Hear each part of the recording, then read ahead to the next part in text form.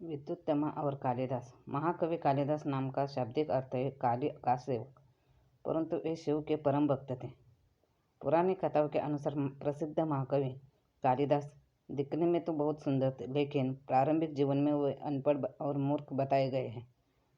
कालिदास संस्कृत भाषा के महान कवि और नाटककार थे, लेकिन माना जाता है कि वह विवाह से पहले वे अज्ञानी थे। उनका विवाह विद्युत्तमा नाम की सुंदर और बुद्धिमान राजकुमारी से हुआ था। विद्युत्तमा ने प्रतिज्ञा की थी कि जो पुरुष उसे शास्त्रार्थ में हरा देगा वह उसी से विवाह करेगी।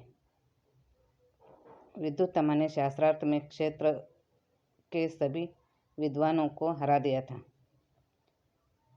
कालिदास 18 वर्ष की आयु तक वे कुछ भी नहीं जानते थे। लोगों ने देखा कि वे जिस पेड़ पर बैठे हैं उसी की डाल काट रहे हैं। कथा और किंवदंतियों के अनुसार कालिदास शारीरिक रूप से बहुत सुंदर थे। शास्त्रार्थ में दूर दूर से आए विद्वान उससे हार गए तो उन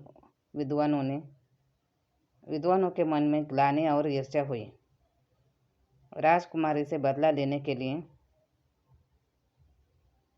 उन्होंने एक चाल चली और मूर्ख युवक को खोजना शुरू किया। तब जंगल में उन्हें एक झाड़ की डाल पर बैठा एक युवक नजर आया जो उसी शाखा को काट रहा था। यही युवक कालिदास थे। विद्वानों ने कालिदास को सिखाया, पढ़ाया और कहा कि जहाँ ले जा रहे हैं तो वहाँ तुम मौन में ही उत्तर देना। उन्होंने उससे कहा, यदि तुम मौन रह सकोगे तो तुम्हारा विवाह एक सुंदर राजकुमारी से हो जाएगा। इसके बाद कालिदास को सुंदर वस्त्र पहनाकर उसे विद्वान के रूप में राजमहल में शास्त्रार्थ के लिए प्रस्तुत कर दिया।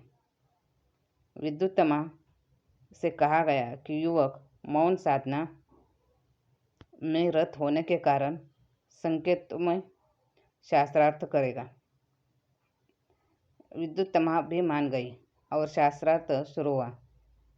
विद्युत्तमा ने अंगुली उठाई। उसका तात्पर्य था ईश्वर एक है और वह अद्वैत है। कालिदास ने समझा कि यह मेरी आँख फोड़ना चाहती है, तो उसने भी 2 अंगुली उठा दी।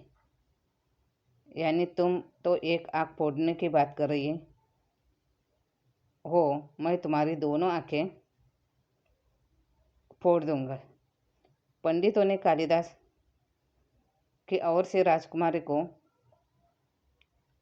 समझाया कि ईश्वर एक है। आपने ठीक कहा, पर प्रकृति और विश्व के रूप में वही अन्य रूप धारण करता है। अंततः पुरुष और प्रकृति, परमात्मा और आत्मा दो शाश्वत है। विद्युत्तमा इससे प्रभावित हुई और फिर विद्युत्तमा ने हथेली उठाई। 5 अंगुलियां ऊपर की ओर उठी थी। उनका तात्पर्य था, आप जिस प्रकृति, जगत, जीव या माया के रूप में द्वैतवाद को स्थापित कर रहे हो उसकी रचना पंच तत्व से होती है।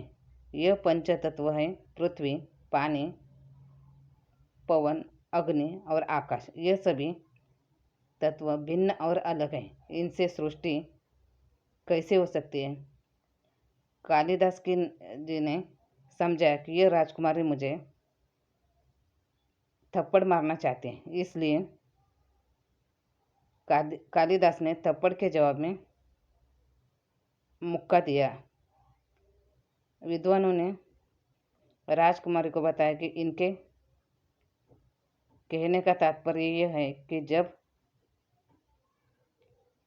जब तक पंच तत्व अलग अलग रहेंगे और सृष्टि नहीं होगी। पंचतत्व करतल की पंचांगुली है। सृष्टि तो मुष्टिवत है, मुट्ठी में भी सभी मिल जाते हैं तो सृष्टि हो जाती है। यह सुनकर सभी दर्शकों ने तालियां बजाई। विद्युत्तमा को अंततः अपनी हार माननी पड़ी और उसने कालिदास से विवाह कर लिया। विवाह के बाद राजकुमारी को पता चला कि कालिदास तो अनपढ़ और मूर्ख है, तो उन्होंने उसे घर से निकाल दिया और कहा एक विद्वान बनकर ही घर वापस आना।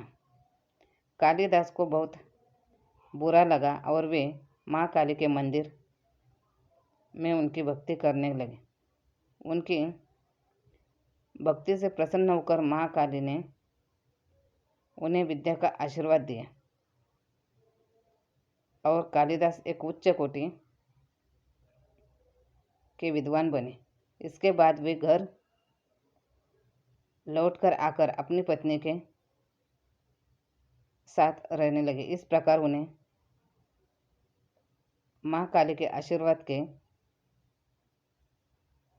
फलस्वरूप मिला। उसके बाद कालिदास के कई गुरु हुए और उनकी विद्वत्ता में उत्तरोत्तर वृद्धि होती गई। महाकवि कालिदास सम्राट विक्रमादित्य के समय हुए थे या कि वे गुप्त काल के चंद्रगुप्त विक्रमादित्य के समय हुए, इस पर विवाद है। अधिकांश विद्वानों का यह भी मानना है कि कालिदास शुंग वंश के शासनकाल में थे। कालिदास का उल्लेख बाण भट्ट के हर्षचरित में मिलता है, जो 6वीं शताब्दी की रचना है। मतलब यह कि कालिदास उससे पूर्व हुए थे। महाकवि कालिदास की मृत्यु कैसे हुई यह भी अज्ञात है। कहा जाता है कि उनकी मृत्यु उज्जैन में ही हुई थी। एक शिलालेख के अनुसार महाराज विक्रमादित्य के आश्रय में कार्तिक शुक्ल एकादशी को 95 वर्ष की आयु में कवि कालिदास ने अपने प्राण त्याग दिए थे। कालिदास की यात्रा के कुछ साक्ष्य बिहार के मधुबनी जिला के उच्चैठ स्थान पर भी मिलते हैं। माना जाता है कि विद्युत्तमा से शास्त्रार्थ के बाद कालिदास यही कई गुरुकुल में रुके थे। कालिदास को यही उच्चैठ भगवती से ज्ञान का वरदान मिला था। जब हम गुस्से में होते हैं तो हमें सभी लोग गलत नज़र आते हैं, इसलिए शांत रहें। धन्यवाद।